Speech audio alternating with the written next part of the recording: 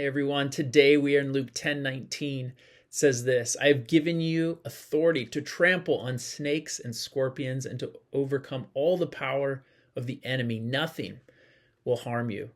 I remember when I was hiking up in Upper Yosemite, Tuolumne Meadows one time. We were up in the granite, we were way up there, and we're hiking down, and I was about to take my next step, and there was this giant rattlesnake right below me, and somehow I missed it. I jumped out of the way, I screamed, and thank God that thing didn't bite me. I would have been out in the middle of nowhere. It would not have been a good situation. But I remember being overcome with fear when I saw that snake. And snakes and scorpions in the scriptures, they're this a symbol of evil and darkness. And in this case, Jesus isn't talking about literal snakes and scorpions and the harm that they can cause us, but spiritually speaking. And so the context here, Jesus is sending out the 72 disciples to share the good news.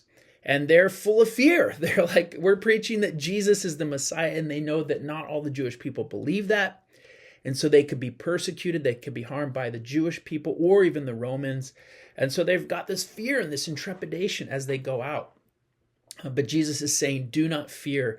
I have complete and total authority over Satan, darkness, over evil. And Jesus is saying, trust in my power. And he has ultimate victory. Nothing that Satan can do can hinder Jesus's plan. And so he's trying to help the disciples to believe this and to see this and to walk in that truth.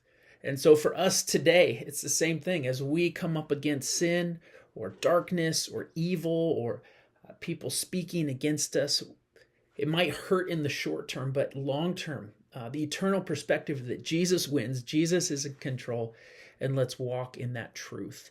We have the power to speak truth against the lies in our world, to walk confidently when we feel like people are persecuting us or coming against us, to pray with power and confidence that ultimately Jesus's kingdom is here to stay on earth. And so let's walk in that truth today.